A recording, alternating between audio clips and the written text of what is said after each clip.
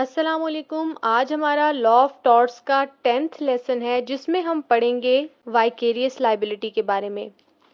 इंसाफ के तकाजे तो यही हैं कि अगर कोई बंदा रॉन्ग कमिट करता है तो वो रॉन्ग डूअर है और उसको उसकी सज़ा मिलनी चाहिए, ना कि किसी और को।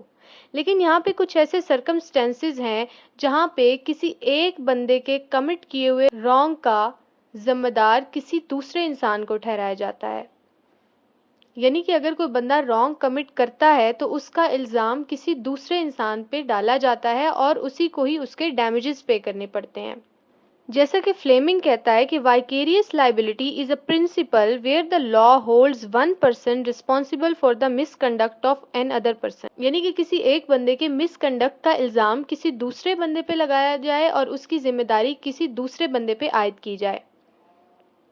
अब हम देख लेते हैं कि बेसिस ऑफ वाइकेरियस लाइबिलिटी क्या है, कि जो प्रिंसिपल है वाइकेरियस लाइबिलिटी का ये किस चीज पे बेस करता है। नंबर 1, कि जो प्रिंसिपल है वो अपने सबॉर्डिनेट के किसी भी काम का जवाबदेह होना चाहिए। यानी कि एक बंदा सुपीरियर होता है और एक इंफीरियर होता है। जब वो इंफीरियर उस सुपीरियर के लिए काम करता है तो उस सुपीरियर को ही उसका जवाबदेह होना पड़ता है। नंबर 2 पॉइंट है He who acts through an other is deemed to act in person। यानी कि अगर कोई बंदा किसी दूसरे बंदे से काम ले रहा है, उसको कहता है कि आप ये काम करो, तो इसका मतलब है कि वो बंदा खुद काम कर रहा है, ना कि वो इंफीरियर काम कर रहा है। अब हम देख लेते हैं कि अराइजमेंट ऑफ वाइकेरियस लाइबिलिटी क्या है। यानी कि वाइकेरियस लाइबिलिटी कब अराइज होती है, कब किसी एक बंदे के रॉन्ग की जिम्मेदारी किसी दूसरे बंदे पे आयद होती है। पहले इसमें वो कहता है कि subsequent ratification bye previous authority. इसमें वो कहता है कि अगर कोई बंदा किसी के कहने पे कोई काम कर रहा है और उस काम के दौरान उससे कोई टॉर्ट या मिसकंडक्ट कमिट हो जाता है और जिस बंदे के कहने पे उसने वो काम किया है वो बंदा खुद तस्दीक कर देता है, रेटिफाई कर देता है कि हाँ ये काम मैंने इसको बोला था, ये मेरे अंडर काम कर रहा है और इससे ये मिसकंडक्ट या टॉर्ट कमिट हो गया है, तो उस सूरत में उस जो सुपीरियर है उसके ऊपर जिम्मेदारी आयद हो जाती है। मिसाल के तौर पर अगर किसी मास्टर ने अपने किसी नौकर को कोई काम के लिए बाहर भेजा है और उस काम करने के दौरान उस नौकर से या उस सर्वेंट से कोई टॉर्ट या मिसकंडक्ट कमिट हो जाता है, तो वो कहेगा कि जी मैं फलां बंदे के लिए फलां सुपीरियर के अंडर काम कर रहा हूँ। जब हम उस सुपीरियर से पूछेंगे और वो रेटिफाई कर देगा कि हाँ ये मेरा ही मुलाजिम है, तो वो जो जिम्मेदारी होती है वो उस इंफीरियर से उस सुपीरियर पे ट्रांसफर हो जाती है और वो उसका जिम्मेदार होता है, क्योंकि यही समझा जाता है कि वो काम उस इंफीरियर ने नहीं बल्कि उस मास्टर ने या उस सुपीरियर ने खुद किया है। सेकंड, वो कहता है कि वाइकेरियस लाइबिलिटी अबेटमेंट से भी अराइज होती है। अबेटमेंट का मतलब होता है किसी को उकसाना, किसी को कहना कि आप ये काम करो। अगर कोई बंदा किसी के उकसाने पे कोई टॉर्ट कमिट कर देता है या कोई बंदा किसी की मुआवनत करता है कोई टॉर्ट कमिट करने में, तो यही समझा जाता है कि उसका जिम्मेदार वो खुद है। चाहे वो काम उसने इन पर्सन नहीं किया, खुद से नहीं किया, लेकिन उसके कहने पे दूसरे बंदे ने कमिट किया, तो यही समझा जाता है कि ये काम उसने इन पर्सन ही किया है और उसकी जिम्मेदारी उस पर आयद हो जाती है। नंबर 3 पे वो कहता है कि लाइबिलिटी ऑफ रिलेशनशिप। इसका मतलब ये है कि जब कोई जिम्मेदारी किसी ताल्लुक या रिलेशनशिप की बुनियाद पे अराइज होती है तो उसको हम लाइबिलिटी ऑफ रिलेशनशिप पढ़ेंगे। अब इसकी कुछ टाइप्स हैं वो पढ़ लेते हैं, जिसमें पहली टाइप है मास्टर एंड सर्वेंट। ये जो पॉइंट है ये एग्जामिनेशन पॉइंट ऑफ व्यू से बहुत इंपॉर्टेंट है और ये बहुत दफ़ा पेपर में आता है कि मास्टर एंड सर्वेंट की वाइकेरियस लाइबिलिटी का क्या मतलब है। तो इसमें वो कहता है कि जब एक मास्टर अपने सर्वेंट से कोई काम ले रहा है, कोई काम करवा रहा है और वो सर्वेंट उस काम के दौरान कोई टॉर्ट कमिट कर बैठा है, तो यही समझा जाएगा कि वो जो टॉर्ट कमिट हुआ है वो उसके मास्टर से हुआ है। और ये जो प्रिंसिपल है ये एक मैक्सिम पे बेस करता है जिसका मतलब है let the superior be responsible. यानी कि सुपीरियर को इसका रिस्पॉन्सिबल होने दो, ना कि इंफीरियर को इसका रिस्पॉन्सिबल ठहराया जाए। अब ये जो प्रिंसिपल है इसके रीजंस क्या हैं, यानी कि ये क्यों ऐसा कहा जाता है कि सर्वेंट जो है वो रिस्पॉन्सिबल नहीं है बल्कि मास्टर रिस्पॉन्सिबल है।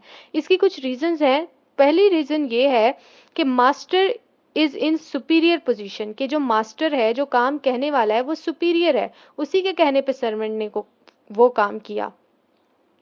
नंबर 2 है he gets comfort from the services of servant. यानी कि जो मास्टर है उसने अपने कंफर्ट के लिए, अपने आराम के लिए ही उस सर्वेंट को रखा हुआ है। मिसाल के तौर पे जिस तरह से कोई कंपनी है, अगर उसने कोई अपने एजेंट्स रखे हुए हैं तो वो एजेंट जो काम करते हैं तो वो यही कंसीडर किया जाता है कि वो एजेंट नहीं, वो कंपनी काम कर रही है। इसी तरह से जब उन एजेंट से कोई टॉर्ट कमिट हो जाएगा तो यही कंसीडर किया जाएगा कि ये उस एजेंट ने नहीं बल्कि उस कंपनी ने किया है और उस कंपनी को इसका रिस्पॉन्सिबल कहा जाएगा। नेक्स्ट इसमें पॉइंट है ही इज कंसिडर्ड वेल्थी, यानी कि उसको अमीर कंसिडर किया जाता है। नंबर 4 इसमें पॉइंट है ही कैन पे डैमेजेस, और वो डैमेजेस पे कर सकता है, वो कंपनसेशन पे कर सकता है। नंबर 5 पे वो कहता है कि negligence of master to select his servant, यानी कि उस मास्टर से ये क्वेश्चन किया जाएगा कि आपने ये जो सर्वेंट रखा है उसमें आपने नेग्लिजेंस बरती है, आपको इस तरह का सर्वेंट नहीं रखना चाहिए था जो कि इतना इररिस्पॉन्सिबल है या केयरलेस है। नेक्स्ट पॉइंट इसमें है cases where master is not liable for the tort of his servant. इसमें वो कुछ केसेस बताता है जहाँ पे मास्टर अपने सर्वेंट के मिसकंडक्ट का जिम्मेदार नहीं है। वो सिचुएशंस क्या होंगी?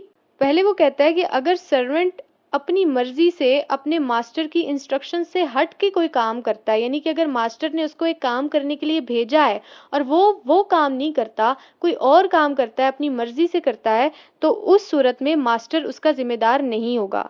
सेकंड पे वो कहता है कि वो अपनी सर्विस आवर्स से हट के कोई काम करता है, यानी कि अगर उसकी ड्यूटी एक टाइम पे है और उस टाइम के बाद अगर वो कोई काम कर रहा है तो उसमें भी उसका मास्टर रिस्पॉन्सिबल नहीं होगा। लाइबिलिटी ऑफ रिलेशनशिप में नेक्स्ट पॉइंट है हमारे पास प्रिंसिपल एंड एजेंट, यानी कि अगर एक एजेंट है तो वो अपने प्रिंसिपल के अंडर काम कर रहा है, उसकी इंस्ट्रक्शंस के मुताबिक काम कर रहा है। अब उस काम में उस एजेंट से कोई मिसकंडक्ट हो जाता है या टॉर्ट कमिट हो जाता है तो उसका जिम्मेदार वो एजेंट नहीं बल्कि उसका प्रिंसिपल होगा। लाइबिलिटी ऑफ रिलेशनशिप का थर्ड पॉइंट है कंपनी एंड डायरेक्टर, यानी कि जो डायरेक्टर है वो कंपनी के अंडर काम कर रहा है और अगर उनमें से किसी एक डायरेक्टर से कोई मिसकंडक्ट हो जाता है, टॉर्ट कमिट हो जाता है, तो वो डायरेक्टर नहीं बल्कि कंपनी उसकी जिम्मेदार होगी, कंपनी उसके डैमेजेस पे करेगी। नंबर 4 पे हमारे पास है पार्टनर एंड फर्म का रिलेशनशिप, यानी कि जो पार्टनर है वो एक फर्म के अंडर काम करते हैं और अगर किसी पार्टनर से कोई टॉर्ट कमिट हो जाता है तो उसकी जिम्मेदार वो फर्म होगी। 4 पे हमारे पास जो पॉइंट है वो है गार्डियन एंड वार्ड। इसमें वो कहता है कि जो गार्डियन है वो पर्सनली किसी माइनर के टॉर्ट के लिए लायबल नहीं है, लेकिन अगर उस माइनर के साथ कोई टॉर्ट कमिट हो जाता है तो उसका जो गार्डियन है वो उस माइनर के बिहाफ पे सू कर सकता है और डैमेजेस ले सकता है।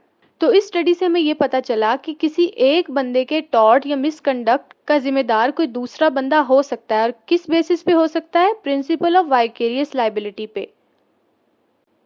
उम्मीद है आज का लेसन आपको समझ आया होगा। दोबारा मिलते हैं किसी नेक्स्ट टॉपिक के साथ, तब तक के लिए अल्लाह हाफिज।